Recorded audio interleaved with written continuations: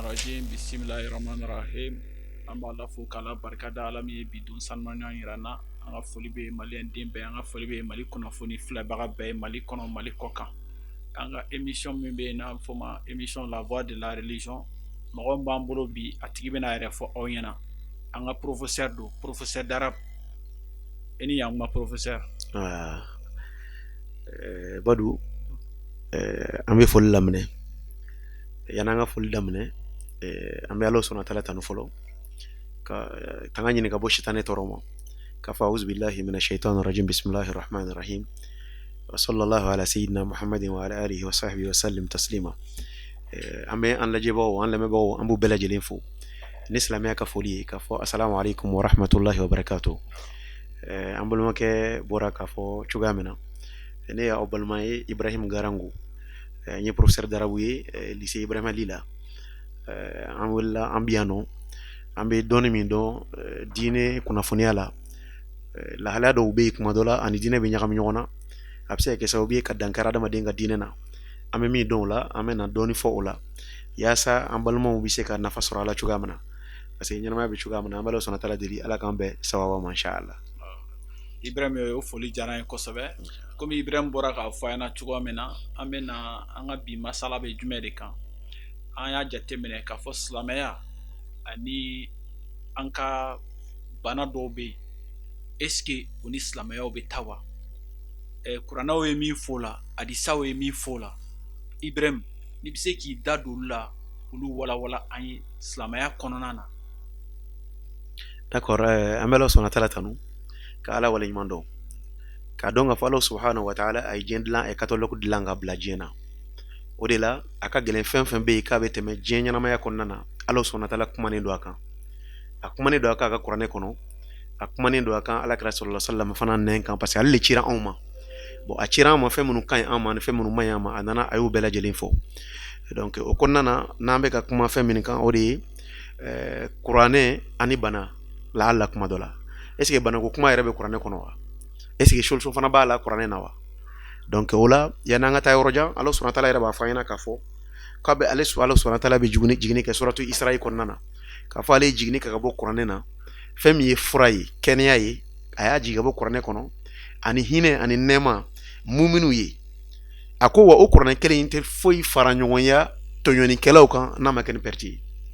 Alahu subahanahu wa taala ye kuranɛ jigin ka kɛ kɛnɛya ye, ka kɛ fura ye, k'a kɛ nɛɛma fana ye muminiw kan, mɔgɔ minnu bɛ ni muminiw don, parce que n'adamaden kɛra silamɛ ɲɛnama ye ka kɛ mumini ye, Alahu subahanahu wa taala bɛ adamaden dusukun de lafiya quoi, i dusukun de bɛ furakɛ. Bon dusukun mana furakɛ i bɛ taa sɔrɔ la adamaden don man di, fɛn caman bɛ yen adamaden bɛ taa yɛrɛ sɔrɔ a la, adamaden man teli k'i yɛrɛ sɔrɔ a la, parce que dusukun bɛ furakɛ, dusukun bɛ nɔrɔya, dusukun bɛ adamaden bɛ bila siraw la ɲuman kan. Donc o de la a ko Alahu subahanahu wa taala ko wa yunazzilu minal qur'ani ma huwa shifa wa rahmatun lil mu'minin. A ko wala yazidu zolimina illa khasara, suratul Isra kɔnɔna na aya 81 na. A ko ale ye kuranɛ aya kuranɛ jigi ka kɛ fura de ye ani hinɛ ye muminiw ye. A ko wa o kuranɛ min filɛ nin ye a tɛ kɛ foyi ye tɔɔrɔ fana ye jɔnniw kan, tɔɲɔlikɛlaw kan. Tɔɲɔlikɛla n'i ko Ala ko tan dɔrɔn tɔɲɔlikɛla b'a ye k'a fɔ Ala ye. Donc tɔɲɔlikɛla tɛ fɛ ka Ala ko kuma yɛrɛ kuma mɛn. Donc o kɔnɔna na an bɛ fɛ k'a yira k'a fɔ Alahu subahanahu wa taala diinɛ yɛrɛ nana pour que adamaden bɛ se ka bɔ ɲinɛ kɔnɔ cogoya min na, adamaden bɛ se ka bɔ filibanciya kɔnɔ cogoya min na. O la a ye piliyeba 4 de dilan adamaden, ni an kelen kelen y'o kɛ sisan an bɛ ka pays émergent min ɲini Mali bɛ kɛ o dɔ ye sisan n'an kelen kelen y'a appliquer. A fɔlɔfɔlɔ ye jumɛn ye? A ko dusukunnasiriw, les convictions, a fɔ o ma ko al-i'tiqadat. Adamaden bɛ danganiya minnu siri a dusukun na, dusukunnasiri min b'a tigilamɔgɔ la ka ɲɛsin Alahu subahanahu wa taala ma. Parce que ni dusukunnasiri ma ɲɛ dɔrɔn i bɛna bato kɛ sisan o si de tɛ ɲɛ. Fo adamaden ka dusukunnasiri o de ka kɛ fɛn ye, fɛn min ye fɛn ɲɛnen ye. I ka da la k'a fɔ Alahu subahanahu wa taala de bɛ yen, Alahu subahanahu wa taala de bɛ ɲɛnamaya kɛ, Alahu subahanahu wa taala de bɛ fatuli kɛ, Alahu subahanahu wa taala de bɛ bana kɛ, Alahu subahanahu wa taala de bɛ kɛnɛya kɛ. Fɛn o fɛn bɛ n'a kɛra dugukolo sanfɛ a ma kɛ ten quoi. C'est comme i mɔgɔ dɔw ye bi k'a fɔ ko fɛn dɔw bɛ a kɛra ten. Par exemple i bɛ mɔgɔ dɔw lamɛn plateau kan i yɛrɛ b'i yɛrɛ ɲininka quoi, donc ko fɛn dɔw bɛ diɲɛ kɔnɔ k'olu bɛ kɛ ten quoi. A fɔ dugukolo in kɛra ten, sankolo min filɛ an kunna nin ye tantɔ, an filɛ so min kɔnɔ nin ye piliers de b'a la pour que a kana bin an kan. Mais sankolo filɛ nin ye i b'a minɛ an ka fɔ diɲɛ dan, maa si tɛ se k'a fɔ k'i ye pilier a la. Hali minnu bɛ voyager avion na ka ca o si t'a fɔ ko an voyager tɔ la an delila ka pilier dɔ dévier. donc olu ko nun tɛ se ka kɛ ten quoi su ka koli dugu ka jɛli san ka yɛlɛmali olu ko nun tɛ se ka kɛ gansan ye o tɛ se ka kɛ yɔrɔnin kelen fana a yɛrɛ ma ten donc dusukunnasiri adamaden ka dusukunnasiri o ye mun ye o de b'a to adamaden bɛ se ka kisi ka bɔ fɛn camanba de ma wa an bɛna se yɔrɔ dɔ la o dusukunnasiri de bɛ bana quoi dusukunnasiri in dɛ o de bɛ bana n'o dun banana dɔrɔn o ye adamaden ka diɲɛ i ka ɲɛnamaya bɛɛ de tiɲɛna i ka diɲɛ tiɲɛna wa i ka lahara fana bɛ tiɲɛ sababuya la parce que adamaden ka dusukunnasiri mana tiɲɛ dɔrɔn o kɔrɔ b'a yira k'a fɔ e bilala min na Ala subahana taala e bila minnu na e bɛna dérouter ka bɔ o la i ma bila minnu na i bɛna diriger ka taa olu ko ninnu de ma donc dusukunnasiri o de y'a la fɔlɔ-fɔlɔ ye a filanan ye jumɛn ye o ye bato ye parce que bato fɛn fɛn bɛ kɛ fo bato ninnu ka kɛ dɔnni kan bato ninnu ka kɛ labatoli kan o de b'a yira k'a fɔ dusukunnasiri ani bato de bɛ na ɲɔgɔn fɛ i ka dusukunnasiri de bɛ ɲɛ fɔlɔ k'a fɔ ko Ala ye kelen filanan t'a la ale de kan ka bato tiɲɛ hakika yɛrɛ fana na ale de batoli bɛ adamaden nafa diɲɛ na adamaden nafa lahara a batobaliya bɛ tɔɔrɔ lase adamaden ma diɲɛ na yan a batobaliya bɛ se ka tɔɔrɔ lase adamaden fana ma kiyama joli o de ye dusukunnasiri ye bon ni dusukunnasiri in fana ɲɛna mun de bɛ dusukunnasiri in lawaleya sisan o de ye jumɛn ye bato o de la bato suguyaw ka ca hatta Alakira sallallahu alaihi wasallam ko ka fɛnnin dɔ ta ka bɔ sira la pɔnti dɔ y'a ye sira la k'a ta ka bɔ sira la k'i ye bato de kɛ wa i bɛ baraji fana sɔrɔ a la adamaden bɛ dumuni min kɛ i mana dumuni min dun ka kɛ ala bato yɛrɛ i bɛ baraji sɔrɔ a la i bɛ ka dumuni dun a bɛna e de lafa mais n'i y'a dun ni ala bato ye i bɛ baraji sɔrɔ a la donc mais pour que i ka dumuni ka se ka baraji fana sɔrɔ a la condition de fana b'a la e tɛgɛ kobali yɛrɛ nana dɔrɔn k'i tɛgɛ fili dumuni na bisimila i ma fɔ baraji ko kuma t'a la bilen o i kɔni bɛ dumuni kɔni kɛ i bɛ fa la mais i tɛ baraji kɔni sɔrɔ a bɛ se k'i bana yɛrɛ parce que i ni sitana bɛ dumuni kɛ Alakira sallallahu alaihi wasallam ko ni dumuni an y'an tɛgɛ don dumuni na an ma bisimila fɔ dɔrɔn k'o kɔrɔ b'a yira k'a fɔ an ni sitana de bɛ ka dumuni kɛ ɲɔgɔn fɛ donc o ɲuman ye min ye ni an bɛ fɛn o fɛn kɛ bato de don adamaden bɛ fɛn o fɛn kɛ bato de don donc o bato in tɛ se ka sigi danganiya tiɲɛnen kan mɔgɔ min dan tɛ ala ko yɛrɛ la e ko k'e bɛ ka seli o jɔn ye bila ka seli san donc pour que i ka seli ka se ka ɲɛ fo i ka danganiya ka sigi ala yɛrɛ de kan n'i ka danganiya ɲɛna i ka seli bato bɛ minɛ i ka danganiya mana ɲɛ cogo cogo e tɛ seli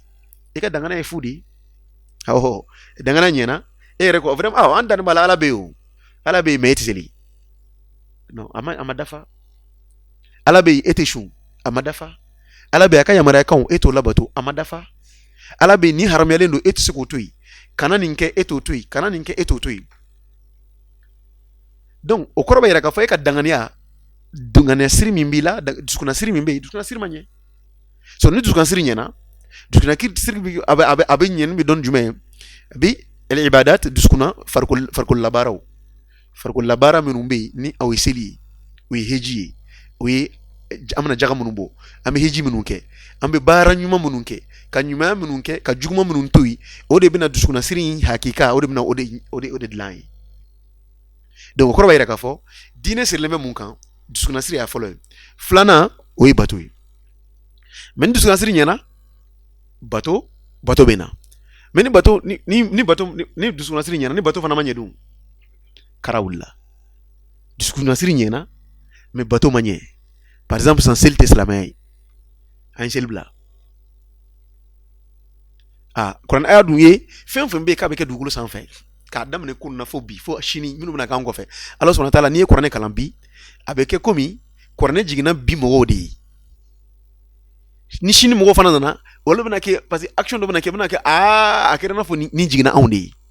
kuranɛ b'o cogoya de la passé présent futur kuranɛ b'a bɛɛ lajɛlen ta parce que ala sɔnna taala ko kuranɛ kɔnɔ a ko mɔgɔ dɔw bɛna na jamakulu dɔw bɛna na u bɛna seli mafiɲɛya quoi wa u bɛ tugu ni dungo kɔ wa an b'o yɔrɔ la parce que ni seli tiɲɛna seli de bɛ se ka adamaden dilan ala sɔnna taala yɛrɛ fɔ kuranɛ kɔnɔ inna solata tanha anil fahsha'i wal munkar a ko seli bɛ an fatani ka bɔ ko kɔnɛw na ani kojugu mais n'o seli ma ɲɛ dun ni seli ma ɲɛ dusukun tɛ se ka corriger c'est comme ni ɲɛ fanga bɛ ka dɔgɔya an bɛ verre corriger d'i ma i bɛ to k'o dɔn a bɛ to ka ɲɛ de corriger mais ni dusukun fana ni seli minnu bɛ ka kɛ bato min bɛ ka kɛ n'a tɛ ka minɛ de fait que i y'a ye k'a fɔ k'i bɛ ka ko o ko kɛ fɛn ma bɔ a la foyi tɛ ka bɔ a la dɔ bɛ ka fara i ka kokɛtaw de kan e dun bɛ ka seli i ka seli corriger i ka seli lajɛ hali sisan cela veut dire k'i ka seli mago bɛ correction na donc i b'a ye k'a fɔ ni an bɛ ka seli o kɔrɔ b'a yɛrɛ k'a fɔ n'an ka seli bɛ ka ɲɛ an bɛ corriger ka taa bon ala sɔnna taala dun y'a fɔ an ɲɛna k'a fɔ ko jamakulu dɔw bɛ na kɔfɛ u bɛna seli mafiɲɛya wa u bɛ tugu ni dungo kɔ an ɲɛ b'o de la bi karamɔgɔw bɛ yen minnu ye seli mafiɲɛya mais u bɛ ka dɔn fila fasa ka seli mafiɲɛya seli min bɛ yen ni ala sɔnna taala y'o fɔ k'o gɛlɛya ala kɛra sɔlɔ salama yɛrɛ y'o fɔ k'o ye passeport de ye ko el ahad baynana wa baynahum as-salah faman tarakaha faqad kafara layru min bɛ ani seli ani kafiru ni ɲɔgɔn cɛ c'est à dire baraji min bɛ ani kafira ni ɲɔgɔn cɛ dɔrɔn o ye seli bilali de ye quoi n'an ye seli bila dɔrɔn a banna o y'an kɛlen kafiri de ye a dun fɔra tun k'a fɔ ko seli de fana ye passeport ye ko an bɛ don kaburu kɔnɔ ala kɛra sɔlɔ salama ka hadisa fana bɛ yen adamaden mana da kaburu kɔnɔ dɔrɔn fɛn fɔlɔ fɔlɔ min ɲininkali bɛ kɛ dɔrɔn o y'i ka seli de ye n'o ɲɛna an bɛ continuer ni tɔw verification ye n'o tiɲɛna dɔrɔn a banna c'est comme i taara aéroport la dɔrɔn i ka passeport lajɛ la passeport man ɲi dɔrɔn visa ko kuma t'a la bilen o passeport lajɛ la passeport man ɲi dɔrɔn i bɛ lasegin de visa ko kuma t'a la ni passeport lajɛ la passeport ka ɲi an bɛ sɔrɔ ka mun lajɛ visa bɛ lajɛ donc seli y'an ka passeport de ye ni seli ma ɲɛ dɔrɔn o ye ka ko tɔ bɛɛ lajɛlen ye tiɲɛ donc ni dusukunnasiri ɲɛna an bɛ na bateau la donc bateau ye fɛn ye fɛn min n'a kɔnɔ fɛrɛlen don ka ɲumanya k'i balima ye o bateau de ye ka saraka bɔ o ye bateau de ye ka fɛn dɔ ta ka bɔ saraka o ye bateau de ye ka adamaden dɔ kisi o ye bateau de ye fɛn o fɛn bɛ yen ka jɛ k'a bɛ se ka ɲuman de don a bɛɛ ye bateau de ye n'i y'a kɛ i bɛna dumuni kɛ bateau de don o de la ala ka sɔrɔ ka hadisa dɔ bɛ yen sababu ye ɲininkali kɛ ala ka sɔrɔ ko hali ka se i muso ma k'o ye bateau de ye sababu kamana gana a ko n ka ca an bɛna muso ma an bɛna an damu de wa an bɛ tila ka baraji sɔrɔ o la ala ka sɔrɔ ka awɔ i bɛ ka se i muso ma i bɛ baraji de sɔrɔ a la a ko n'i kun ma aw k'i muso la n'i taara kɛ kɛnɛ ma dun haramu na dun a kun bɛ kɛ jumɛn ye a bɛ kɛ jurumu ye o bon de fait que i y'a k'i muso de fana na o ye baraji de ye donc i m'a ye k'a fɔ ka taa se hali o yɛrɛ ma o ye baraji ye ka hinɛ denmisɛnninw na baraji don ka hinɛ maakɔrɔbaw la baraji don ka fɛn ta ka bɔ sara kan baraji don adamaden bɛ fɛn o fɛn kɛ ɲuman de la baraji don donc o bɛɛ lajɛlen ni adamaden y'a bɛɛ lajɛlen kɛ ni n ka baraji sɔrɔ dɔrɔn ala sɔnna taala bɛ baraji d'i ma o de la adamaden ka alijinɛ sɔrɔ ka nɔgɔ kojugu ala sɔnna taala bɛ alijinɛ di adamaden ma très facilement donc ni bateau bɔra yen sisan bateau nana bɔ yen jogow bɛ na fɔlɔfɔlɔ dusukunnasiri filanan bateau sabanan jogo donc vous voyez que fɛn ninnu tugutugulen don ɲɔgɔn na ka na dusukunnasiri bɛ ɲɛ dusukunnasiri ɲɛni de bɛ bateau ninnu provoquer bateau fana ɲɛni bɛ na ni mun ye a bɛ na ni jogo de ye donc n ka cɛ i tɛ se ka na jogo fɛn cogoya si la k'a fɔ ko ala ko t'a la quoi ka na jogo de bila sanfɛ k'a fɔ ko jogo bon e bolo n ka cɛ jogo bɛ dilan cogo di jogo bɛ dilan ni alabato de ye o mais ni an ye alabato bila kɛrɛfɛ k'a fɔ k'an bɛna jogo de dilan an bɛ se k'a dilan a tɛ se ka dilan jogo tɛ se ka dilan bon c'est pour cela que jamana ninnu bɛ degun n'an bɛ degun na parce que an y'an yɔrɔ ma janya ka bɔ ala sɔnna taala la ala sɔnna taala fana y'a yɛrɛ bɔ an ka kow la donc ni ala ko ye ala ko tɛ yen ni bato tɛ yen jogo tɛ se ka dilan jogo bɛ dilan ni alabato de ye donc jogo de bɛ na sisan sigiɲɔgɔn gasisigi bɛ na o yɔrɔ de la bangeba duwawu ɲini bɛ na o yɔrɔ de la dɔgɔnin ni kɛ tan sayi fɛn fɛn bɛ yen ka cɛ ko baara ɲɔgɔnyaw de don fɛn fɛn bɛ yen ka cɛ danayaw de don mun ye danaya cɛ sisan parce que diinɛ de tɛ yen o diinɛ de tɛ yen o de la mɔgɔ tɛ se ka da ale a dɔgɔnin na k'a ka entreprise kalifa a la a bɛ cun ye mais ni diinɛ bɛ yen diinɛ y'a tigilamɔgɔ karafe de ye ne bɛ ka nin ta karisa ɲɛ tɛ ne na mais ala ɲɛ bɛ ne na dɛ n b'a ta ala sɔnna taala bɛ a bɔ n na dɛ donc adamaden k'a faamu jogo o bɛ sɔrɔ ka na jogo ye diinɛ pilier dɔ de ye dusukunnasiri kɔfɛ bateau kɔfɛ jogo bon ni jogo ninnu dilanna i bɛ taa sɔrɔ la jogo mana dilan sisan ne tɛ e tɔɲɔn badu e fana tɛ nin tɔɲɔn nin fana tɛ nin tɔɲɔn nin fana tɛ nin tɔɲɔn ɲɛnamaya bɛ kɛ cogo di an bɛ don ɲɔgɔn gasi la an tɛ don ɲɔgɔn gasi la wa an ka ɲɛnamaya bɛ kɛ jumɛn ɲɛnamaya damunɛ e bɛ da ne na k'i ka fɛn kalifa ne na hali san 100 e b'a dɔn k'a fɔ vraiment nin min bɛ nin na diinɛ min bɛ nin bolo a tɛ se n ka fɛn ma mais e badu tɛ sɔn hali sisan e ka wari ka se 5000 ma ka kalifa ne na e ka wari 5000 e tɛ sɔn ka kalifa ne na parce que munna i b'a kalifa ne na n'i ma jɛ i mago mana jɔ a la don min na kara wulila a bɛ gɛlɛya a sɔrɔli ye problème de ye parce que mun de don diinɛ de tɛ yen awɔ mɔgɔ tɛ sɔn ka hali k'i ka wari kalifa i muso la i b'a kalifa i muso la n ka cɛ i mago bɛ se ma don min na n ka cɛ kara wulila parce que problème ye jumɛn de ye diinɛ in de bɛ ligne na cogoya min na a ma faamu ten dusukunnasiri ma ɲɛ a ye bateau tiɲɛ bateau fana tɛna ɲɛ a bɛ jogo fana tiɲɛ de donc kon be dulo nyona kana o chuka de la donc na ambora or jogola iba yinga chama na bara nyongo de la sa bara nyongo donc bara nyongo ani en ne ka bara nyongo ne be ka bara ke bulu donc ne ba yi ka fo che ay neta ne be ka bara ka bulu afana am bena minde fana ka abin sara anyema donc o koro jume afana ka hake jume ne ka bara ke anyede ma bon ne fana ka na tricher fana ke ala mais ne be bara la e bulu ne be ka bara kele minge e be ka bara kele minge ne be ka bara kele minge ne be tla ka boy ko fe tla ka ta o bara kele nge ko fe ne dum fana bi ne be ke sara bon am munge abi chen ne ke donc bara nyugo yona ibita sur la bara nyugo ya dine ka faire na belebele dodi parce que au corba ka fo abi ça prend compte avec abu ta en compte bara nyugo yon ani furu nyugo yon o la bureyon o la ni shite to ngey sala kono bureyon i muso ini muso ni nyonje i muso ini dew ni nyonje ini i brown ni nyonje ini i teru ni nyonje donc el muasharat wal muamalat donc dine be ni plieba nani kono donc a folo dangania kanye ni dangana nyena abam pousser kata bateau la parce que bateau o debe dangana debe bateau debe dangana la bara et sega fakika dangana kay me esenti celle-là o ko re ka dangana kon may e ka dangana kay way an dan bala law me bon jaga ko inza an dan tola way an ero ba atitaw an dan be ala la me bon shunko vraiment non sungolo ya bo fundin na nena oui parce que karamo sor la mu bugo kuma refo nga ko akanga ke bon ko ngi kaba ko dandi bo vraiment nga bon fundin na way ala ma dina da ba mo wodi guni kama bo fundin na itana nena c'est vrai alors son tala ma dina da bo gele kama mais ni sahaba ko ka sun wati laje ulu be sun cencen kan wati mina bu sun cencen kan choga munna kana an tala je ano ibi sun na je bi ni si klim goro fukata tleban bisu klimanga misuru bela je lengono gelaj ma banga shuna gelay fu itala an rabi dun mi blat le fana mi dun sunti gela nga chaw de ga chala nga dum ni get le kono parce que sunti gela am bien fembe du donc ante chou mais anda ala la igala dana may donc abu chuka de la dangania o kadlan dangania manadlan bato kana bato manana jugu kana jugu manana bara nyugo yaw ni je nyugo yaw fur nyugo yan di ulu kana donc dine ni femba demanda mawdi ni tey fenfen be fo dina na o be ko worodi voilà fenfen be fo parce que ni adama denga dangana chena kaban ni dangana chena kaban o de be nani adama denga jenchen na kala harjeni men mo madala la kama feram ma bati kala mo labli mo bati kala mo bal ka fenyi meke fo itati kala mo bal fo ikella la personne est prête à tout. Il est prêt à faire bella jelenke. Pour lui, tout est permis.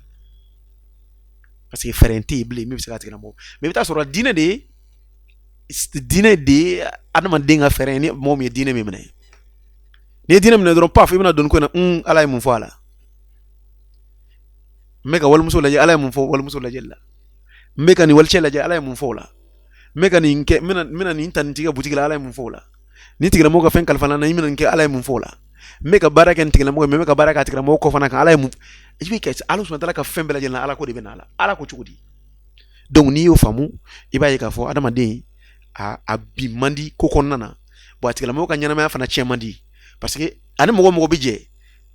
ale de bitiga o tigala mo la me o tigala mo tiga ro so la tigala mo la quoi al nu far la nyona do ma fa changer la nen ka saka je kon nana vraiment maseka fenke maseka ntisaka fui ka fo ko ben de fois tigala mo man tisaka fo.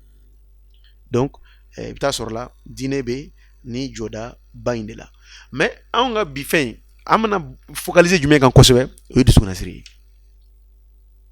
Parce que discours nasiri, o era de fin cerveau. Ni cerveau toucher la dron, ni adama de cerveau toucher la mungera. Ni pour cerveau toucher la dron problème ou là. Ah, ni cerveau toucher la dron problème ou là. Oh, ordinateur na cerveau toucher la gratuité. Donne be mara fen gon na fen cerveau toucher la dron chen kera donc dangania yi o de fen na belebele mais dangania yi de be bana abse ka bana donc o bana ko inde la sisa Allah subhanahu wa ta'ala ale fana ka dan fen do de be no jinowe kafara adamadenw kan parce que Allah subhanahu wa ta'ala aya fɔ an ɲɛna kuranɛ kɔnɔ ko ma khalaqtul jinna wal insa illa liya'buduni a ko ale ma adamadenw ani jinɛw da foyi kama fo o ka ale Allah subhanahu wa ta'ala bato o ye kuranɛ aya de ye sura wɛrɛ fana bɛ yen Allah subhanahu wa ta'ala y'o tɔgɔ da jinɛw na ko suratul jinn k'a yira k'a fɔ jinɛ dɔw ye kuranɛ kalankan mɛn Alakira sallallahu alaihi wasallam ka waati la u yɛrɛ nana ka na kuranɛ kalan assister n'u ko suratul jinn kul uhiya ilayya annahu istama'a nafarun minal jinn faqalu inna sami'na qur'anan ajaba yahdi ila rushdi fa amanna bi k'a fɔ ko olu ye fɛn kuranɛ kalankan dɔ de mɛn u y'a mɛn k'a fɔ ni Ala ka kumakan dɔ bɛ ka kalan k'olu y'o mɛn dɔrɔn olu yɛrɛ dara la wa k'olu tɛna fɛn fara u damasa kan jinɛ silamɛ bɛɛ bɛ ten parce que jinɛ silamɛ b'a dɔn jinɛ b'a dɔn k'a fɔ ale ye janɛmɛ ni alijinɛ o dannen bɛ ale de kama a n'a fɔ adamaden yɛrɛ fana b'o dɔn cogoya min na janɛmɛ ni alijinɛ bɛ adamaden ko de la donc adamaden ni jinɛ olu de taa yɔrɔ ye janɛmɛ ni alijinɛ ye.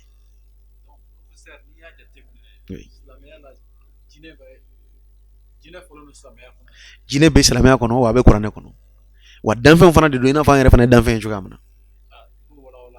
voilà jinɛw ye danfɛnw ye i n'a fɔ an yɛrɛ ye danfɛnw ye cogoya min na c'est pour cela que Allah subhanahu wa ta'ala a ko kuranɛ aya fɔlɔ kɔnɔ a ko wa ma khalaqtul jinna wal insa illa liya'budun ko jinɛw ni adamadenw ale m'u dan foyi kama fo k'ale Allah subhanahu wa ta'ala kelen bato donc au fɛn in de bɛna kɛ sisan janɛmɛ ko bɛ jinɛ de concerné janɛmɛ ko bɛ adamaden de concerné janɛmɛ ko alijinɛ ko bɛ jinɛ de concerné alijinɛ ko bɛ jinɛ de fana concerné parce que o kɔrɔ yɛrɛ k'a fɔ ale ye anw da bato de kama ni min ma bato dun i bɛ lajaba i tɛ lajaba o kɔrɔ yɛrɛ k'a fɔ ni adamaden min ma Ala bato adamaden tɔgɔla bɛ lajaba Allah subhanahu wa ta'ala fɛ ni jinɛ fana ma Ala labato jinɛ tɔgɔ fana bɛ lajaba Allah subhanahu wa ta'ala fɛ a b'o cogoya de la bon ni jinɛ min adamaden min fana ye Ala labato dun ka Ala ka danw sigi ka Allah subhanahu wa ta'ala ye fɛn minnu fɔ k'o kɛ ka kow k'a kɛcogo la a bɛ kɛ cogo di Allah subhanahu wa ta'ala b'a tigilamɔgɔ récompenser ni alijinɛ wa jinɛ fana b'o cogoya kelen fana de la jinɛw bɛ yen fo Allah subhanahu wa ta'ala fana b'a yira an na kuranɛ kɔnɔ k'a fɔ ko jinɛw kun bɛ yen Allah subhanahu wa ta'ala a sera k'u contrôler k'u mara di Nabi Sulemana ma Nabi Sulemana tun b'u la utiliser wa a bɛ tariku kɔnɔ fana k'a fɔ waatiw tɛmɛna u ni adamadenw de fana tun bɛ ɲɔgɔn kan adamadenw b'u ye u bɛ adamadenw ye u bɛɛ tun bɛ ɲɔgɔn kan tariku de b'o kuma fɔ k'a fɔ k'a tun bɛ yen a waati tɛmɛna u bɛɛ tun bɛ ɲɔgɔn kan fɛn kɛ mais ko adamadenw ka tɔɲɔ de bonyana ka ɲɛsin u ma Allah subhanahu wa ta'ala fana ye mun kɛ ka hijabu don an n'u ni ɲɔgɔn cɛ ka hijabu don an n'u ni ɲɔgɔn cɛ bon i b'o faamu mun na o de la a b'a ye k'a fɔ adamaden minnu kɛn bɛ ka force di jinɛ ma fo ka kɛ i n'a fɔ jinɛ yɛrɛ de ye Ala ye parce que n'i ye dɔw ɲininka u b'a fɔ ko jinɛ bɛ wari di mɔgɔ ma jinɛ bɛ sanu di mɔgɔ ma jinɛ bɛ nin ko ninnu kɛ k'a sɔrɔ la e ni jinɛ yɛrɛ bɛɛ dannen don ale Allah subhanahu wa ta'ala de batoli kama donc n'o kɛra sisan n'e b'i ka wari ɲini i b'i ka dɛmɛ ɲini i b'o ɲini jɔn de fɛ i b'o ɲini Ala de fɛ i b'i ka garisɛgɛ de ɲini Ala fɛ bon n'i b'i ka tɔɔrɔ ɲini k'i ka protection ɲini k'i ka garde ɲini i b'o ɲini jɔn de fɛ i b'o ɲini Allah subhanahu wa ta'ala wa hali jinɛ fana b'o cogoya kelen fana ale fana kan k'a ka protection ni a ka nafolo ni a ka garisɛgɛ a b'a ɲini Ala de fɛ mais du moment où adamaden ye adamaden sera ka dɛsɛ ka sira bila o de la suratu jinɛw ka sura kelen kɔnɔ a b'a fɔ ko wa annahum kana rijalun mina insi ya'uzuna bi rijalin mina jinni fazaduhum rahaqa ko kumana mina o jinɛw y'a ye k'a fɔ adamadenw ye importance d'u la adamadenw ye ɲɛsinw ma adamadenw y'a ye k'a fɔ jinɛw bɛ se ka sanu di mɔgɔw ma u bɛ se ka nin kɛ u bɛ se ka nin kɛ k'olu ma dɔwɛrɛ kɛ dɛ olu ye dɔ de fara adamadenw ka gɛlɛya kan u ye dɔ de fara adamadenw ka gɛlɛya kan k'i fɛ kɛ i bɛ taa wari sɔrɔ adamadenw dɔw bi u donnen bɛ jinɛ ko la ka se degré dɔ la dɔw ye jinɛ tɔnw créer u bɛ mɔgɔw wele ka n'a ma e jinɛ tɔn créer jinɛ bɛ fɛn di mɔgɔ ma mɔgɔ minnu bɛ na e ka o ko la olu de bɛ tila ka na wari d'e ma tuguni mais i tɛ jigin o tigilamɔgɔw la kuma dɔ la i tɛ jigin o tigilamɔgɔw la kuma dɔ la mais i bɛ jigin mɔgɔ la mɔgɔ e min bɛ taa ka t'i ka wari di olu ma ale ko jinɛ b'ale bolo normalement ni jinɛ bɛ nafolo di jinɛ kan ka nafolo kan ka sɔrɔ o tigilamɔgɔ bolo déjà mais e de bɛ taa ka t'i ka wari di o tigilamɔgɔ ma ou bien aw de bɛ fara ɲɔgɔn kan jinɛ tulonkɛkɛla aw de bɛ fara ɲɔgɔn kan ka taa ka wari di o tigilamɔgɔ ma mais ni jinɛ bɛ wari di est ce que o kan ka fɔ mɔgɔw ɲɛna ko jinɛ bɛ wari di mɔgɔ ma. Professeur o ɲɛna an bɛ Mali kunnafoni TV layɛbaga bɛɛ fo Mali kɔnɔ Mali kɔ kan la voix de la religion an ka professeur Ibrahima Garanko de b'an bolo bi donc professeur oui ɲininkali dɔ tun bɛ ne bolo ok comme il est jinne ko fo ko jinne be prendre ouais an jabe faga ka adado ok jinne be ke banaye adama dina tumi jinne be do adama dina faga ke banaye bon o de la nga je an nana ni fɛn ye ka dusukunnasiri yɛrɛ fɔ mɔgɔw ɲɛna parce que jinɛ ka nali adamaden ka ɲɛnamaya la a bɛ jouer adamaden ka dusukunnasiri de kan n'o ye danganiya ye bon n'a donna a tigilamɔgɔ ka danganiya la dɔrɔn o y'a kɛlen ye en ce moment bana ye a donna a tigilamɔgɔ ka ɲɛnamaya la sinon a ma dabɔ ko jinɛ kana don adamaden ka ɲɛnamaya a dabɔla jinɛ ka mun kɛ jinɛ k'a ka ala bato i n'a fɔ adamadenw yɛrɛ fana kan ala bato cogoya min na mais ni jinɛ min ye o sira bila kana fo kana kɛ de n ka cɛ e bɛna don adamaden dɔ la n'a donna adamadenw na dɔrɔn a bɛ mun kɛ a b'o o tigilamɔgɔ ka conscience de yɛlɛma bon n'a ye tigilamɔgɔ ka conscience a bɛna taa toucher yɔrɔ jumɛn na a bɛ taa toucher an bɛ ka siran yɔrɔ min yɛrɛ ɲɛ n ka cɛ le cerveau a bɛ taa toucher danganiya de la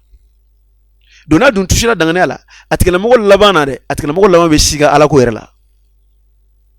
parce que ale minnu bɛ yen i n'a fɔ adamadenw bɛ kafiri ye cogoya min na anw cɛ la adamaden kafiri bɛ yen cogoya min na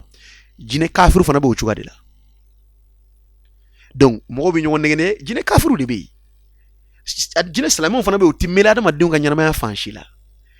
jinɛ tulonkɛlaw t'u sɔrɔ k'o manipuler moriw t'u sɔrɔ k'o manipuler somaw t'u sɔrɔ k'o manipuler foyi tɛ se ka jinɛ silamɛ sɔrɔ k'a manipuler parce que ale b'a dɔn ale dankun tɛ o ko ye wa a fana b'a dɔn k'a fɔ tuguni k'a fɔ ko jinɛ ka nafolo di mɔgɔ ma n ka cɛ ko arnaque de don arnaque don u fana ka mɔni de kɔnɔ u bɛ arnaque de kɛ sinon u tɛ se ka fɛn di mɔgɔ ma donc n'a donna adamaden ka ɲɛnamaya la a bɛ adamaden ka dusukunnasiri a b'o de fɔlɔ tiɲɛ ale ka laɲini de ye jumɛn ye parce que olu ka allié direct ye sitanɛ de ye quoi u ka allié direct u bɛ force sɔrɔ sitanɛba yɛrɛ de yɔrɔ donc o de la mɔni yɛrɛ kɛ mɛ mɔni satanique de ye mɔni satanique a bɛ i bɛ taa sɔrɔ la groupe baw bɛ yen ka cɛ diɲɛ kɔnɔ bi n ka cɛ minnu bɛ fɛ ka diɲɛ canaliser donc sitanɛw de bɛ yen ka cɛ u bɛ baara kɛ olu ye donc jinɛw fana bɛ yen olu alliélen don n ka cɛ sitanɛw na ni minnu banna ala sɔnna tala ka ko ma donc n'u allié la sisan o bɛna adamaden dɔ de ye u bɛ tugu tigilamɔgɔ nɔfɛ mun kama ale fana bɛ a ka fɛnw sɔrɔ o de la o de la n'i ko mɔgɔ minnu b'a fɔ ko jinɛ bɛ fɛn di mɔgɔ ma tiɲɛw tɛ o jinɛ bɛ tugu mori nɔfɛ de parce que mori bɛ sarakaw de bɔ a ye i bɛ taa fɛn dɔw bɛ yen saraka bɔ kun yɛrɛ tɛ mais mori b'a fɔ i ka na nin ye saraka de bɛ bɔ a saraka bɛ bɔ fɛn min yɛrɛ e yɛrɛ t'a dɔn o saraka bɔ min bɛ se ka kɛ sababu ye k'o jinɛ in tugu i kɔ a jinɛ bɛ se ka e bɛ se ka min fɔ nin ye e bɛ sikisɛ minnu ni fɛn minnu kɔ o bɛ se k'o kɛ i ye mais o min kɛra i ye nin ça c'est impact tu as signé entre toi et les djinns. Bon, en ce moment, avec qui a succès, ou bien qui a staria, et avec qui starie, c'est des djinns qui font la publicité pour toi. Parce que Mourike Baramike, ou bien Soumake Baramike, on fait des sacrifices pour les djinns. Sinon, les djinns là, où le mot de fouille là, mon assouta de ne me faire Saragabolo là, d'où non fli, d'où ta chef fli, d'où ta wormse fli, d'où ta michi couture daga kantike, mouna. Jimagobe Shela, Jimagobe Michila, Jimagobe non ken nanu na ma abrajika bonu kunyere. Ou bien kata wormse bo ka afliji la Jimagobo là. Mais est-ce que adamade me mangi reson avec kera munde yewa. Donc au Saraga Monumbebo, c'est ça qui pousse les djinns à attaquer toi-même. Non, mais c'est qui attaquer, on va attaquer ta famille. Et peut-être sur mon chamamba de bien, ils ont des djinns ou t'as donc à boire romna. Parce que les parents avant, chama fait donc pour les succès, doyake, pour la richesse, doyake, pour les noms, doyake. Fait, Adam a dit benika fait, donc, il peut au comme on a les djinns vont essayer de t'attaquer. Les djinns doivent créer une avec tant de djinns. Bon na seka duskuna sirma na yo attaquer ça il va me douter à la ko là il va me la to la il va me serubla il va me to la ngacha ibi shumbla ça il fait alors so antala batuli ngacha il va me descendre de la pep parce que ngacha le kala inde ki gide kata janeme kono ka i gide kata janeme kono donc na essayer sore là Allah va be munde ka be waswasu de buya adama de na kojugu adama waswasi de buya adama de reta don Allah na be se la va fa ngacha ne kele ne ko be ne flage ou bien ça va de que atikela moko yɛrɛ t'a dɔn a bɛ niveau min na selita mana daminɛ selita bɛ kelen kɛ donc o de la n ka cɛ n'a donna n'a kɔni sera ka don adamaden na k'a don minnu fari la mɔgɔ tɛ yen bi ko min tɛ ko jinɛtɔ tɛ min ka quartier kɔnɔ tɛ yen parce que i bɛna taa jama yɔrɔ la dɔrɔn paf i bɛ mɔgɔw ye n ka cɛ ka to ka crise kɛ donc o kɔrɔ b'a yira k'a fɔ hali n'a sɔrɔ la mɔgɔ kɔni tɛ tugu i yɛrɛ ma k'i yɛrɛ bɔ k'i bin o jamana jɔn min fɛ jamana i ka bɔ k'i bin k'i ka fini bɔ i la mais mɔgɔw dun bɛ bi mais k'a sɔrɔ nin ko in ma daminɛ bi dɛ nin ko in bɛ yen depuis ala kira sallallahu alaihi wasallam ka waati la muso dɔ nana ala kira sallallahu alaihi wasallam ma kani kuma fɔ alakira sallallahu alaihi wasallam bana bɛ nan bɛ bin bana bɛ na cɛ yɛrɛ la nani ma i ka dugawu kɛ n ye n bɛ se ka bɔ nin na cogoya min na alakira sallallahu alaihi wasallam ko n'i sera ka sabali a kɔrɔ ko alijinɛ garanti b'i ye dɛ a ko wa n'o n sabalila binni kɔrɔ a ko mɛ ni n binna fini bɛ to ka bɔ n na n ye muso ye o man di ye ala wele a ka fini bɔ n na ko ye a ko yɔrɔ bɔ a la alakira sallallahu alaihi wasallam ko n bɛ ala wele ye fini désormais fini kɔni kana bɔ i la parce que alakira sallallahu alaihi wasallam ye alijinɛ garanti ta ye k'ale tun bɛ bin k'ale bɛ bin n'a binna a ka fini bɛ bɔ a la mais o min bɛ kɛ ale ye silamɛmuso de ye hɔrɔnmuso de ye o man d'ale ye a ka ala yɛrɛ wele ale ala ka binni ko in yɛrɛ bɔ a la alakira sallallahu alaihi wasallam ko ma n'i sera ka sabari binni kɔrɔ i b'i don alijinɛ kɔnɔ dɛ hadisa min don hadisa kɛnɛma de fana de don a bɛ sahihu muslim kɔnɔ donc k'a fɔ ko alakira masa kuma ayiwa ni binni kɔni ni ma ɲɛ binni tɛ bɔ a la binni ko an k'o to a la nka an ka ala deli ala sɔnna tala ka fini bɔ yi a k'o bɔ a la donc binni o kɔrɔ bɛ k'a fɔ binni ko in bila ko tɛ mɔgɔ minnu b'a fɔ n ka cɛ ko jinɛ ko donna a bɔra jinɛ ko bɛ yen a kuranɛ ayaw bɛ yen a bɛ kuranɛ kɔnɔ wa danfɛn minnu fana de don n ka cɛ nature wɛrɛ de don fɛn baden de bɛ ala sɔnna tala ka danni na diɲɛ kɔnɔ adamaden hakili tɛ se ka miiri ka fɛn min yɛrɛ ye a baden. Professeur o faamuna professeur ye kuma fɔ an lamɛnbagaw bɛɛ y'a faamu k'a fɔ ko jinɛ tɛ wari di mɔgɔ ma a tɛ sanu di mɔgɔ ma jinɛ kɔni bɛ yen jinɛ bana bɛ yen jinɛ bɛ yen mais ala dɔwɛrɛ an kɔni t'o dɔn mais professeur an bɛna ɲininkali wɛrɛ k'i la n'a ma k'i ma baasi ye ne ko u bɛ kuma dɔ fɔ bamanankan don a bɛ se ka kɛ kuma n'a fɔ cogoya de don mɔgɔw bɛ se k'a kɛ to ko subagaya ko tiɲɛ don wa tiɲɛ de tɛ silamɛya bɛ mun yɛrɛ de fɔ subagaya kɔnɔ parce que an bɛ kuma ni silamɛya dɔrɔn de silamɛya bɛ mun yɛrɛ de fɔ. d'accord o n'a ta bɛ an bɛ segin kuma bɛɛ ka taa danganiya ko in de ma parce que ni adamaden ɲinana i dankun kɔ adamaden filila bamanankan kuma tɛ ko ni mɔgɔ ɲinana i jɔnjɛ kɔ i labanko b'i kɔnɔ kan parce que ni adamaden ɲinana kuma a dankun de kɔ ale danna min kama a bɛ taa yɛrɛ bila ko wɛrɛ de la o kelen de fana de don jinɛ fana na o cogoya de la parce que ni danganiya tiɲɛna adamaden tɛ bato minɛ kɔnɔ ka ban a tigilamɔgɔ kɛ mɔgɔ jugu de ye subagaya tɛ foyi ye juguya kɔ n'a fɔra ko sɔrɔsi ye dɔrɔn mɔgɔ jugu dɔrɔn de don wa o mɔgɔ juguya a b'o juguya in a b'o associer ni jumɛn fana ye ni jinɛw fana de ka ɲɛnamaya ye dɔrɔn c'est à dire subagaya ka subagaya a bɛ renforcer ni jinɛ dɔrɔn de ye pour que i k'a faamuya ŋaniya juguya la dɔ bɛ fɛ ka ko dɔ kɛ dɔ la k'a tigilamɔgɔ ka furu sa a bɛ fɛ ka ko dɔ kɛ dɔ la k'a tigilamɔgɔ ka denko bali a bɛ fɛ ka ko dɔ kɛ dɔ la k'a tigilamɔgɔ ka baara tiɲɛ a bɛ fɛ ka ko dɔ kɛ dɔ la k'a tigilamɔgɔ yɛrɛ faga yɛrɛ c'est possible parce que ala k'an kisi o tɔɔrɔ ma o tigilamɔgɔ a bɛ ŋaniya juguya de ta ka ɲɛsin o tigila a bɛ fɛ ka kojugu kɛ mɔgɔ min na o ŋaniya juguya na sisan o bɛ saraka dɔw de kɛ u bɛ fɛn dɔw de fara ɲɔgɔn kan ŋaniya juguya yɛrɛ bolo ma sinon woro dabɔlen bɛ ŋaniya juguya kama mais u bɛ woro kɛ cogoya dɔ la n ka cɛ ka adamaden ka ɲɛnamaya siri mais est ce que woro dabɔla n ka cɛ mɔgɔ ka ɲɛnamaya siri kama woro dabɔla mɔgɔ ka kɔnɔ sirili kama a tigilamɔgɔ kɔnɔma don 10 ans a tɛ jigin mais u b'o kɛ u bɛ na bien turu woro la o bɛɛ bɛ lajɛlen bɛ kɛ dabali la donc pour que i k'a faamu dabalikɛla subaga ye ŋaniya juguya a bɛ ŋaniya juguya de kɛ n'an b'a fɔ o ma ko dabalikɛla n'a ye ŋaniya juguya kɛ sisan a bɛ jinɛw de bila en action o de ye saraka jugu bɔ ninnu ye pour que i k'a faamu mɔgɔ si tɛ to yan nɔ e ye Tɔnbukutu kɛ mɔgɔ si tɛ to yan ka dabali kɛ mɔgɔ la Tɔnbukutu mɔgɔ si tɛ ka to Tɔnbukutu ka dabali kɛ mɔgɔ la Bamakɔ yan mais a tɛ kɛra du jour au lendemain yan a bɛ kɛ du jour au lendemain mɔgɔ bɛ to Bamakɔ yan ka dabali kɛ mɔgɔ la Faransi n ka cɛ a tigilamɔgɔ bɛ sa Faransi a tigilamɔgɔ ka baara bɛ tiɲɛ Faransi a tigilamɔgɔ fa bɛ don a tigilamɔgɔ la Faransi mun de b'o kɛ ŋaniya juguya min bɛ kɛ saraka minnu bɛ bɔ sisan ça c'est saraka bɔkun de ye ça c'est pour mettre les djinns en mission jinɛw de bɛ bila mission na jinɛw de bɛ taa ka taa sorcellerie exécuter en France jinɛ jugu sinon sorcellerie sen de b'a bolo ŋaniya juguya de don dɔrɔn ka fɛn dɔ kɛ dɔrɔn ka dingɛ senni k'a don yen ou bien ka taa dulon yɔrɔ dɔ la ou bien ka fɛn dɔ kɛ cogoya dɔ la mais n'i y'a ye n ka cɛ effet bɛ taa baara kɛ yen nɔ sen de b'a bolo a bɛ pan mais mun na n ka cɛ a bɛ kɛ donc les sorciers utilisent les djinns pour leur mission sorciers bɛ jinɛw de utiliser u ka mission na donc n'i ye dabali fɛn fɛn exécuter yɔrɔ min na les djinns est là c'est les djinns qui est les garants de la sorcellerie donc jinɛ de bɛ na ka na dabali ka baara kɛ sinon dabali yɛrɛ tɛ se ka foyi kɛ en tant que dabali sen t'a bolo a tɛ pan gama t'a la mais fɛn min bɛ ala ya renforcer fɛn min yɛrɛ b'a labaara o ye jinɛ de bɛ bɔ yan ka taa fɛn in labaara Faransi s'il s'agit de tuer la personne a bɛ mun kɛ bana dɔ bɛ a tigilamɔgɔ la bana min n'a dɔnnen don yɛrɛ peut-être a bɛ se ka fɔ diabète dɔ bɛ yen le djinn vient automatiquement paf a bɛ mun kɛ a bɛ na dɔrɔn a bɛ dabali in placer a tigilamɔgɔ ka diabète duguma paf ale ɲɛ b'a la diabète bɛ ka signalé diabète bɛ ka signalé fɛn fɛn ye jabɛti fara a b'o tali daminɛ a bɛ k'a ta dɔ bɛ ka fara a kan dɔ bɛ ka fara intensité kan a bɛ k'a ta dɔ bɛ ka fara intensité kan a bɛ k'a ta docteur yɛrɛ laban b'a fɔ an tɛ ɲɛdɔn nin tigilamɔgɔ ta la parce que jabɛti fara dernier degré yɛrɛ bɛ k'a tigilamɔgɔ la parce que on t'a fait la sorcellerie pour te faire tuer et puis tu vas mourir parce que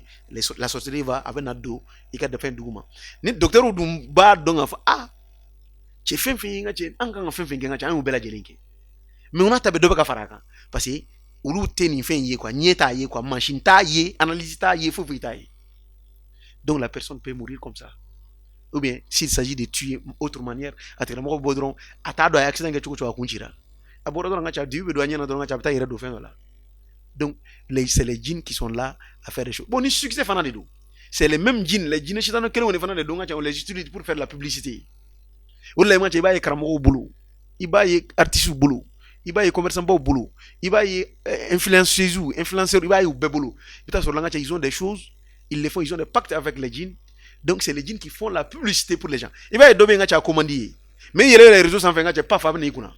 depuis i bɛ to ka ca morceau ni lajɛ a la fo laban na ka ca tigilamɔgɔ ko bɛ diya i ye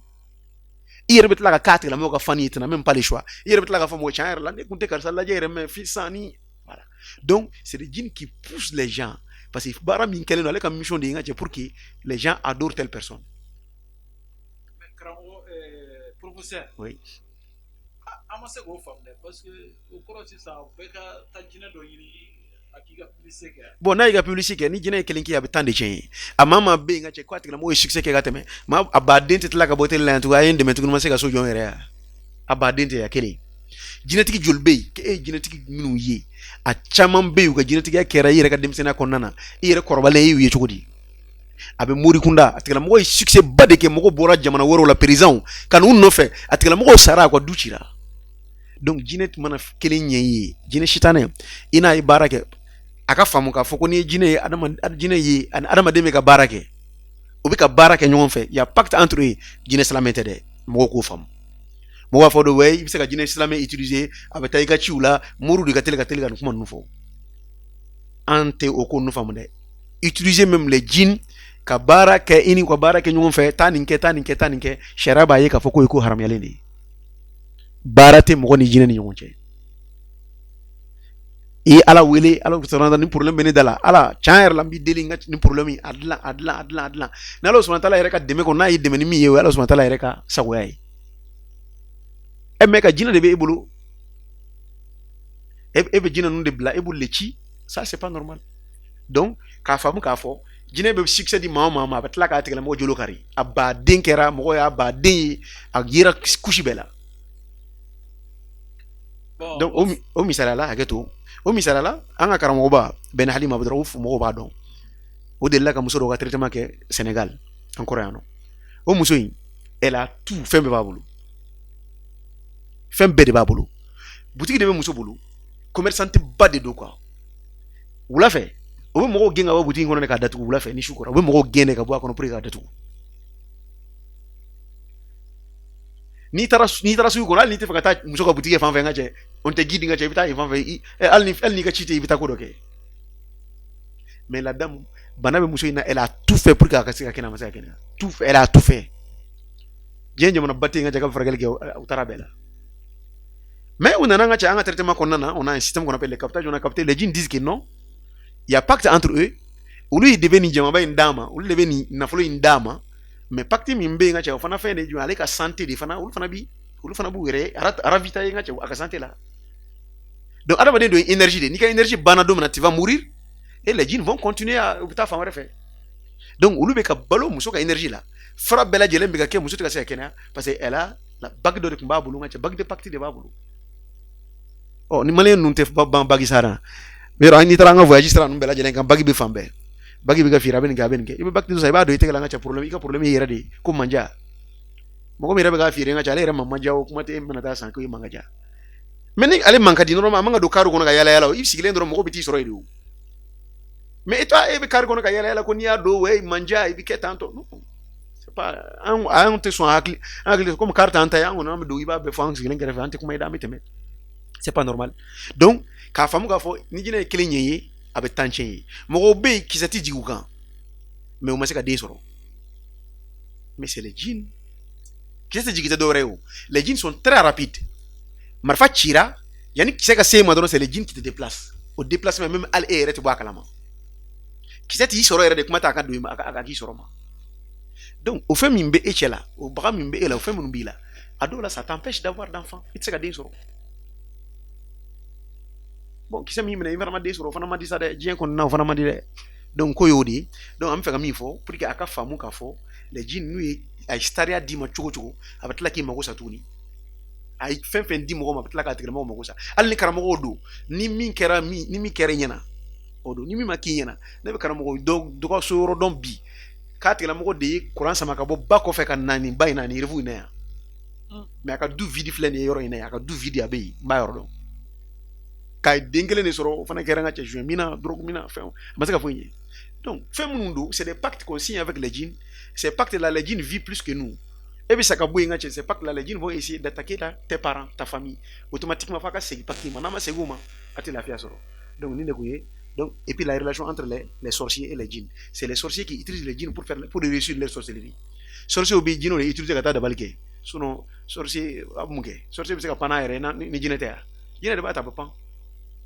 Professeur o diyara an ye an bɛ Mali kunnafoni filɛbaga bɛɛ fo Mali kɔnɔ Mali kɔ kan bon professeur ne fɛ k'i da don kuma kelen la an bɛ nin bɛɛ de kɛ pour que an bɛ se ka kisi nin ma cogo jumɛn. bon nin fɛn ninnu kɔni pour que an ka se ka kisi nin ma an bɛ segin ka taa ala ko dɔrɔn de ma parce que fɛn minnu don n'an y'an dankun faamu kuma o kuma an bɛ kisi nin ko ninnu k'a dɔn de k'a fɔ Ala subahana taala ka ko Ala subahana taala ye kow bila kumasenw de bɛ k'o la ni garizɛgɛ kuma sera garizɛgɛ bɛ kɛ ni furu kuma sera a bɛ kɛ ni fɛn fɛn ye n'a kuma sera Ala subahana taala c'est automatique de don quoi Ala subahana taala bɛ ko ninnu kɛ c'est automatique n'a waati sera o bon n'o ma faamu ni adamadenw m'o faamu i b'a ye k'a fɔ i bɛ taa i yɛrɛ don ko dɔ la ko minnu bɛ yen a bɛ tɔɔrɔ las'i ma garizɛgɛ ɲini de kama an ka ca an bɛ taa moriko la garizɛgɛ ɲini an bɛ taa somako garizɛgɛ ɲini de kama an bɛ taa nin ko ninnu na furuko garizɛgɛ alors que fɛn dɔw bɛ yen c'est des tic au tac 1+1 o ye den de ye Mali la yan n'i taara Chine den de don n'i taara diɲɛ yɔrɔ o yɔrɔ 1+1 ye den de ye donc kan o kan na n'i ye kelen fara kelen kan o ye fila de donc o kɔrɔ b'a jira k'a fɔ fɛn ninnu na adamaden nana dɔrɔn adamaden ko ninnu bɛ k'a yɛrɛ ma de perese kojugu bɛ na sara jugu cɛ de i bɛ perese de i bɛ taa nafolo baara kɛ a nafolo na i yɛrɛ t'i jɛ a la a bɛ tila ka kɛ tiɲɛni de ye i kɔfɛ tuguni voilà donc a b'o cogo donc o ɲuman ye jumɛn ye adamaden ka jija i k'i yɔrɔ ma janya ala ko tɛ kow ma i k'i jija ka ala zikiri minnu fɔlen don zikiri dɔw fɔlen don silamɛ bɛɛ kan ka se ka ninnu ɲini ka ninnu dɔn pour que i ka tanga zikiri dɔw fɔlen don la ilaha illallah wahdahu la sharika lahu mulku wa lahu hamdu wa huwa ala kulli shay'in qadir ayatul kursi fɔlen don kulu wallahu kulu azbara fala kulu azbara nas o fɔlen don bismillahi allazi la yadurru ma'a ismihi shay'un fil ardi wala fis samawati wa huwa samiun alim o fɔlen don a'udhu bi kalimati llahi tammati min sharri ma khalaqa olu fɔlen don la ilaha illa anta subhanaka inni kuntu minaz zalimin o fɔlen don sɔgɔmada fɛ k'i ka ninnu fɔ k'i bɛ ala sɔn tala ka taa kɔnɔ fo ka taa se tile binni ma tile binni kɔfɛ fitiri kɔfɛ k'i ka ninnu fɔ k'i bɛ ala sɔn tala ka taa kɔnɔ fo ka taa se dugu jɛli ma donc adamaden ka dɛsɛ nin bɛɛ lajɛlen la f'i ka taa fɛnw de ɲini ka dulon i yɛrɛ la fo adamadenw mana ye o bɛ siran i ɲɛ adamadenw mana ye o bɛ siran i ɲɛ parce que i bɛ kɛ fɛn wɛrɛ donc an ka segin k'a lajɛ adamaden ka jija i ka seliji la i ka seliji ta i ka jija ni duwawu ninnu na ala kɛra sɔrɔ ye duwawu minnu fɔ donc o kana kɛ adamaden bɛ i bɛ kisi an b'a sɔnna deli ala k'an lafiya. amina rabi an bɛ Mali kunnafoni TV filɛbaga bɛɛ fo Mali kɔnɔ Mali kɔ kan professeur i ka kumakan laban ni émission in kan. d'accord ni i bɛ ka numéro fana di i bɛ baara minnu kɛ ni bɛ se k'i da don olu la dɔɔni k'o ɲɛfɔ an filɛbagaw ɲɛna. d'accord n'a ma k'i ma baasi ye. baasi t'a la an bɛ ala sɔnna deli ala k'an bɛn sababa ma amina k'an lajɛbagaw fo hali sisan nin waati camanba de bɛ min kan ka fɔ pour que adamadenw ka kunnafoni adamadenw kamana gannen de bɛ taa don nin ko ninnu na kuma dɔ la ko dɔ kɛra a tigilamɔgɔ la a fana bɛ ka taa yɛrɛ ɲini de bon an bɛ ala sɔnna yanni ko ninnu dɔw ka k'i la adamaden yɛrɛ ka jija ka to k'i yɛrɛ tanga dɔrɔn o tangana ninnu baden de bɛ min tɛ nin ye voilà o tangana ninnu baden de bɛ min tɛ i ka ko dulon fɛn dɔw dulon i yɛrɛ la o tɛ tangana baden de bɛ yen donc ko o ye an bɛ min kɔni fɔ o y'o ye donc nin fɛn ninnu na pour que i k'a dɔn k'a fɔ ko nin fɛn dɔ kɛlen don i la da teliman da tamasiyɛnba naani de bɛ adamaden k'o kɔlɔsi dɔrɔn n'i y'o tamasiyɛnba naani ye i k'a dɔn k'a fɔ ko dɔ b'i nɔfɛ a tamasiyɛnba fɔlɔfɔlɔ jumɛn on appelle ça blocage dans la vie fereke bɛ don i ka ɲɛnamaya fan dɔ la soit i ka furuko ɲagaminen don i mana don cɛwcogo la a tɛ se ɲɛnabɔ i mana don musoko muso la a si tɛ ɲɛnabɔ ou bien i ka jago ou bien i ka kalanko ou bien i ka fɛn dɔ i ye fɛn bɛɛ lajɛlen kɛ fɛn dɔ bɛ kɔni bɛ yen i ma ɲɛ sɔrɔ a la a bɛ fɔ blocage dans la vie filanan ye jumɛn état de santé anormal n'i ye médecine moderne lajɛ bi a ka gɛlɛn ka jɛ ko bana dɔ bɛ yen ko ɲɛma sɔrɔ la médecine moderne kunda bi a ka gɛlɛn mais bana dɔ b'i la i ye ɲɛɲini k'a la ka dɛsɛ i ma ɲɛya la o bɛ se ka kɔnɔ dimi o bɛ se ka kɛ fari bɛɛ dimi o bɛ se ka kɛ joli dɔ b'i la o bɛ se ka kɛ fɛn dɔ kɔni b'i la i y'a ɲɛɲini ka dɛsɛ a ma se ka furakɛ médecine moderne na a taamasiyɛn sabanan jumɛn ça c'est état mentaux anormaux o ye hakilila kow de adamaden dɔ bɛ yen ka cɛ a bɛ jama cɛla a jaabi tigɛ a bɛ dimi a yɛrɛ ma ka sɔrɔ mɔgɔ ma fɛn k'a la miirina kuntanw de bɛ n'a kun est ce que nin tɛ kɛ est ce que nin ma kɛ est ce que nin ma kɛ ni ko ma k'a ma a bɛ kɛ fa ye donc nin ye taamasiyɛn sabanan ye a naaninan ça c'est les cauchemars ni dabali kɛlen don mɔgɔ la ou bien ni kunnafoni min don a tigilamɔgɔ bɛ sigi o jugu dɔrɔn de kɛ n'a dara a bɛ se ko su la ale yɛrɛ sara a bɛ sogo ji la sanji baji a bɛ se ko a bɛ ka pan i n'a fɔ kɔnɔ a bɛ se ko ka ye cɛ bɛna da fɛ sigo la a bɛ se ko ka ye muso bɛna diya fɛ sigo la ni cɛ de don a bɛ se ko ka sa ye a bɛ se ko ka gɛri wulilen a bɛ ka to kɛlɛ la a bɛ ale ni mɔgɔw yɛrɛ bɛ kɛlɛ la a bɛ sigi jugu dɔrɔn de kɛ donc nin ye taamasiyɛn ba naani min b'a yira k'a fɔ la personne a des problèmes fɔlɔfɔlɔ blocage dans la vie état de santé anormaux état mentaux anormaux les cauchemars donc nin ye taamasiyɛn ba naani ye min b'a yira k'a fɔ soit kunnafɛn b'i la ou bien dabali kɛlen don i la i kɔni k'a faamu ni dabali kɔni bɛ yen dɔrɔn kunnafɛn bɛ yen kunnafɛn de ye jinɛ fana ye donc nin fɛn ninnu a b'o cogoya de la donc an bɛ lamɛnbaa bɛɛ lajɛlen fo minnu bɛ k'an lamɛn minnu bɛ k'an lajɛ fan o fan an ka foli bɛ bɛɛ lajɛlen fana ye k'a ɲini k'a faamu k'a fɔ an ka laɲini de ye adamadenw ka danganiya bɛ se ka kisi cogo di ka bɔ jinɛ sitaniw ka fiyɛlew ma ani ka bɔ fiyɛlɛ fɛn fɛn bɛ yen a bɛ se ka adamadenw ka danganiya tiɲɛ an ka laɲini o de ye effectivement ne ye Ibrahim Garango n ye professeur d'arabe ye n bɛ lycée Ibrahima Li la o ye n ka baara ye o kɔfɛ nin baara in an y'a ye k'a fɔ adamadenw degunnen don jinɛbanaw kɛn bɛ ka adamadenw sɛgɛn dabalibanaw kɛn bɛ ka adamadenw sɛgɛn donc mɔgɔ minnu bɛ yen n'u bɛ problème na an fana bɛ se ka nin min kɛ parce que Ala subahana taala y'an dɛmɛ an ye arabu kalan de kɛ an bɛ se kuranɛ kalan na donc a bɛ se ka mɔgɔw bɛ se ka dɛmɛ cogoya min na o de la an fana ye centre dayɛlɛ centre b'an bolo Musabugu station Shell carré kɔnɔ an ka baara fana fan dɔ fana ye jumɛn ye an taara nin fana kɛnɛya sira fɛ